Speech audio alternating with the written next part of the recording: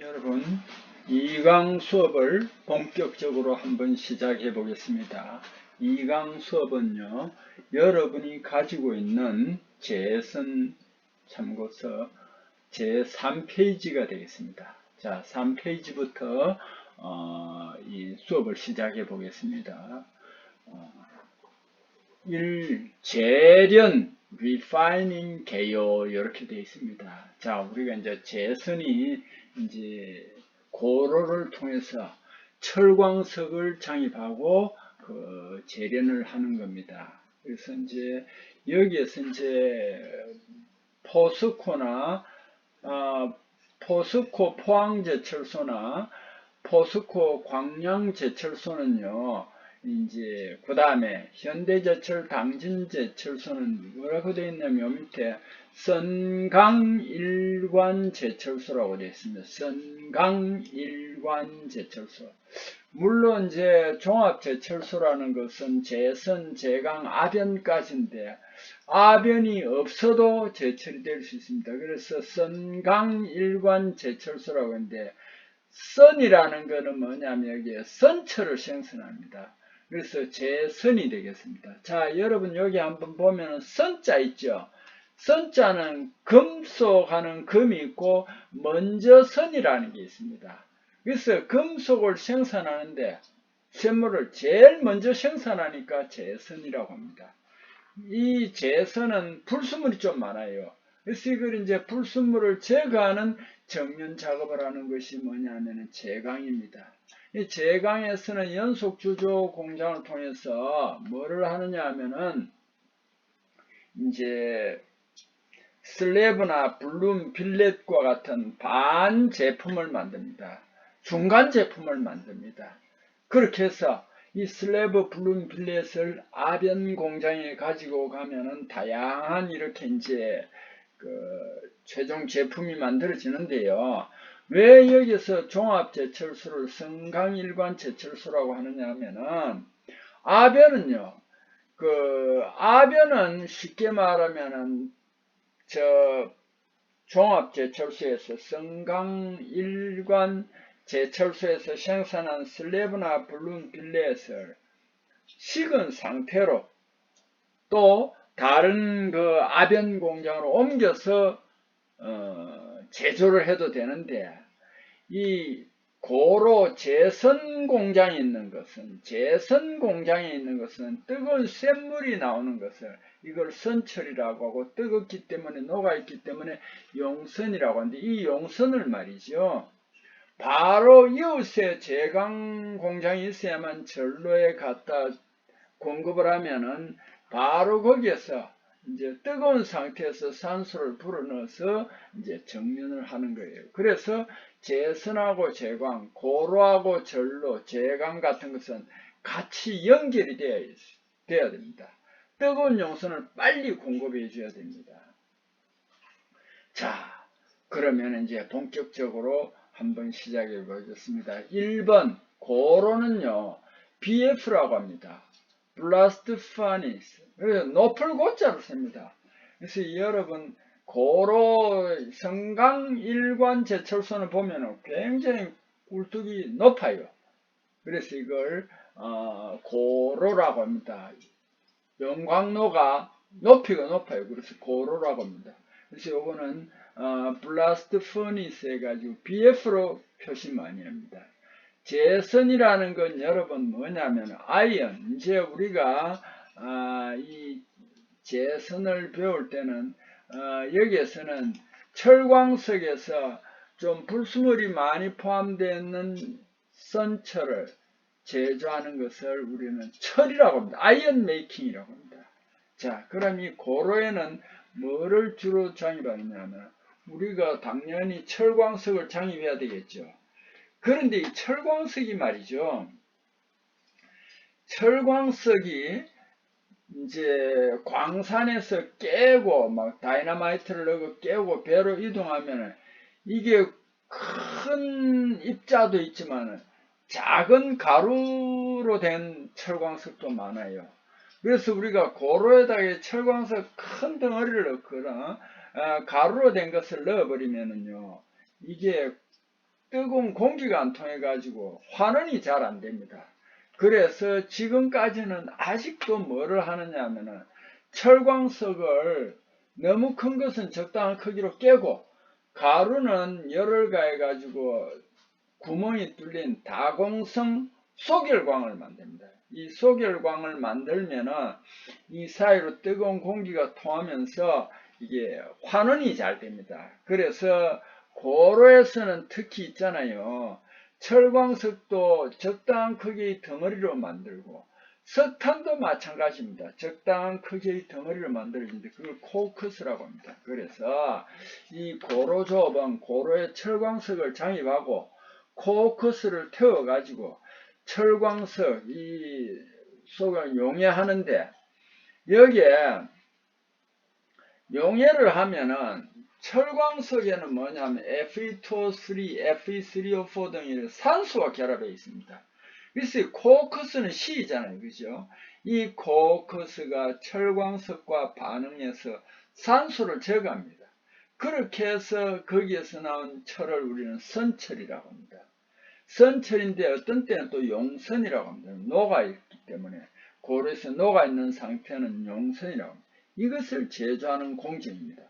이것을 우리 제선공정, 고로공정이라고 하는데요.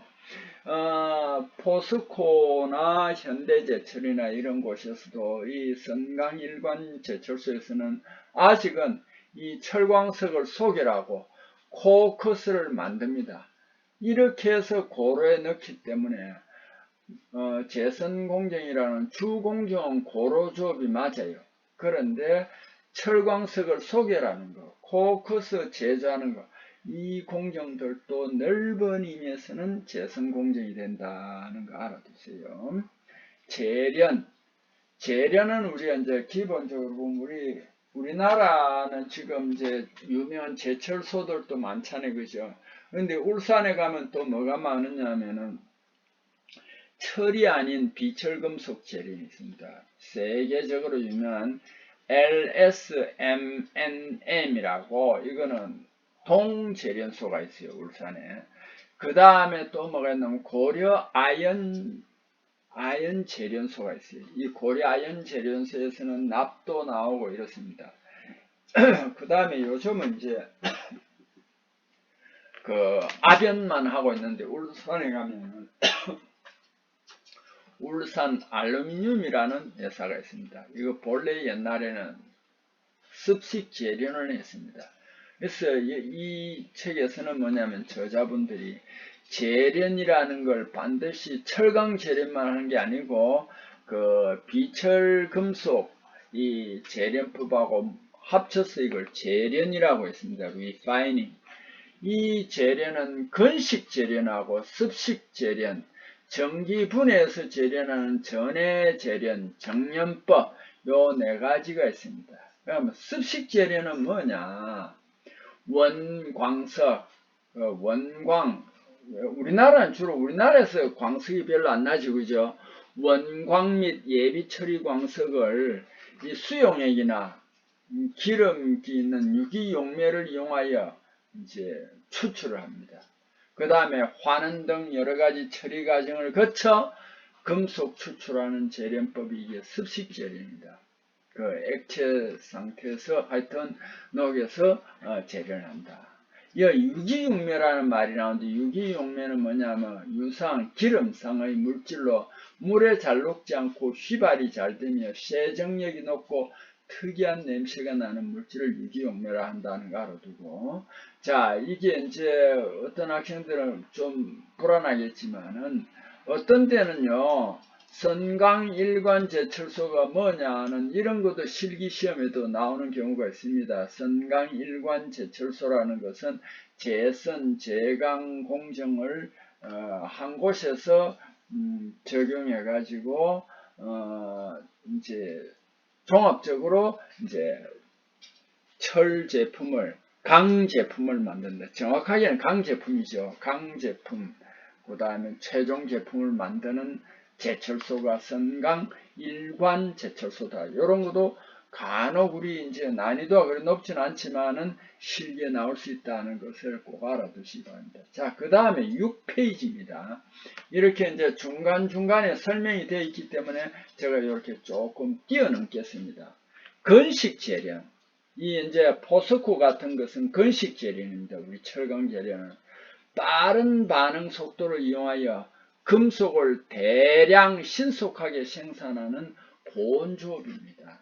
그런데 이게 뭐냐면 금속하고 폐기물의 상분리가 쉽고 슬래그를 통해서 상분리가 쉽고 단위 금속 생산량 대비 투자비가 저렴하며 에너지 절감 효과가 있고 폐기물 재활용이 가능하다. 폐기물 재활용이라는 것은 포스코에 가면 요것도 실기 시험에 나오더라고요. 폐기물은 뭐냐면은 그 가스 같은 것도 재활용을 하고요. 그 다음에 슬래그, 쉽게 말하면 좀 속된 표현으로 쇠똥이라고 하는데 이 폐기물 슬래그도 여러가지 골재나 유한 비료나 시멘트나 여러가지 재활용이 가능할 수 있습니다. 친환경적이고 안정적인 장점은 있는데 다량의 폐가스를 방출할 수 있습니다. 그래서 CO나 CO2나 이런 가스가 막 나올 수 있습니다. 이건 이제 오염 방지 시설이 필요합니다. 그러고 이제 건식재는 종합제철소나 이런 거 초기 시설 투자를 할 때 건설비가 굉장히 많이 드는 단점이 있습니다. 이게 단점이에요. 이제 우리 철강 재련 이렇게 건식 재련을 한다는 거 알아두시고요. 자, 6페이지로 넘어가겠습니다. 요것도요, 여러분 잘 좀 들어주십시오. 연기도 계산하는 거 있죠. 요게 실기 시험에도 자주 나옵니다. 연기도라는 것은 뭐냐 하면은 산성 성분의 총합분의 염기성 성분의 총합인데요. 그 대표적인 게 SiO2하고 CaO입니다. 요게 여러분 책에 지금 보면 요 두 개를 이용해 가지고 염기도 계산하는 게 많은데요. 종종 실기시험 칠 때는 난이도를 조금 높이려면 어떻게 하면 되겠습니까?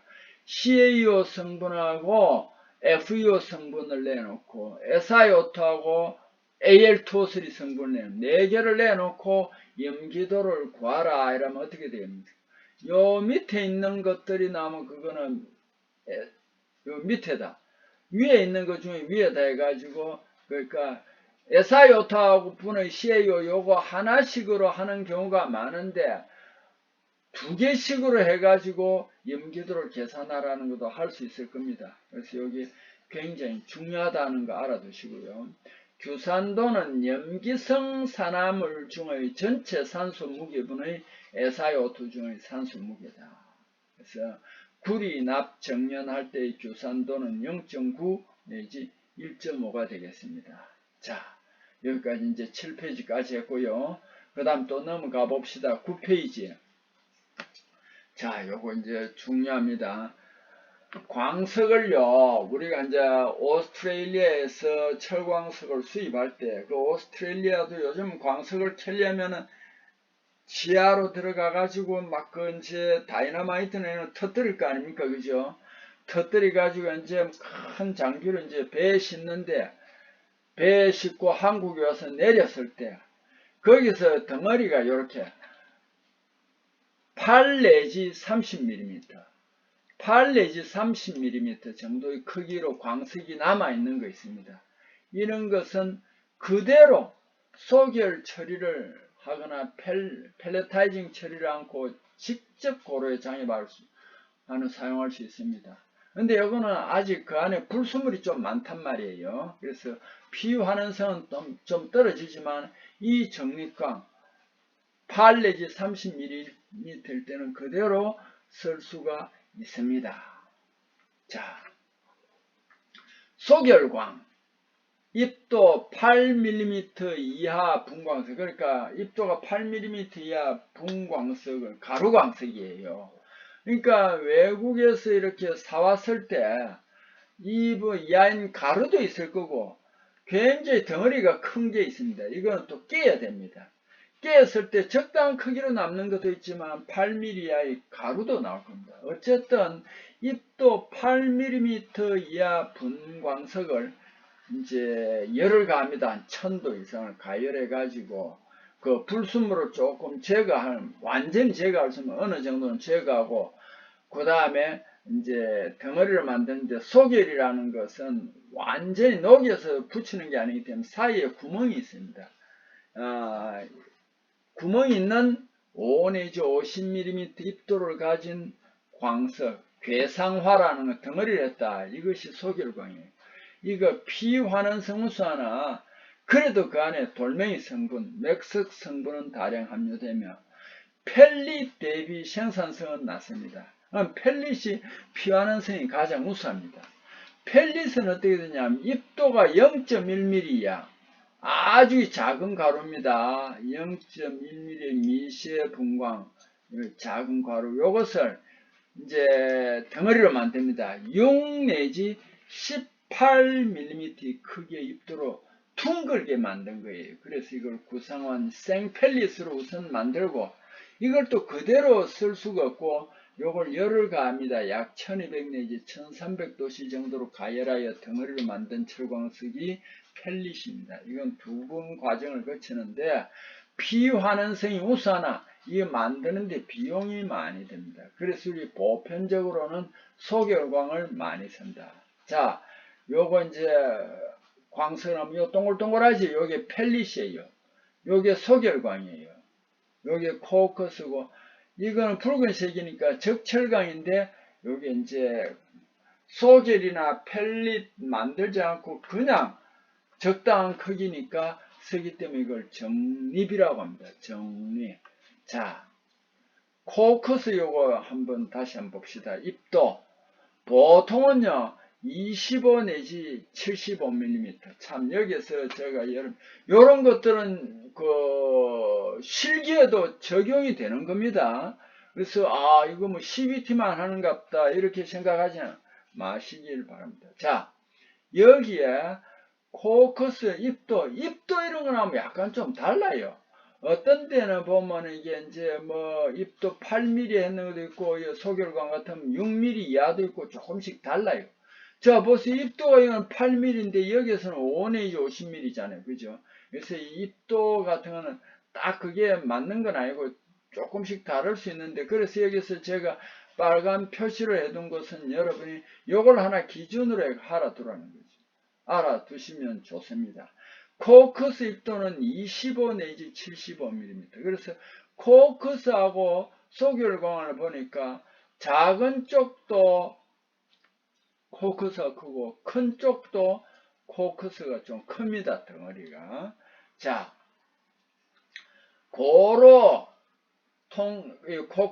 고로에서는 어떻게 하냐? 통풍 조절에 중요하며 평균 입도는 노전, 그러니까 노에 들어가기 전에 코커스가 약 70, 80mm. 그래서 이걸 자릅니다. 커트 50mm 정도다 이러는데, 요거하고 혼돈이 될 수 있겠죠. 여러분은 여기서 빨간 걸 주로 외워두면 좋겠습니다. 한 번에 안 외워지면 이렇게 표시를 해두었다가 실기 시험 치러 갈 때도 이렇게 이거는 알아야 되잖아요. 그죠? 뭐 코커스 적당한 입도가 얼마냐 이러면 25, 75mm로 실기에서는 적어야 됩니다. 고로 코커스는요, 용적의 60% 이상 차지합니다. 고로 안에서. 균일한 입도 유지를 필수적입니다. 고로에서 요구되는 코커스 평균 입도는 대략 50이라고 그래놨죠? 대략 50. 자, 분말 코커스는 뭐냐 하면은 파우더입니다. 가루입니다.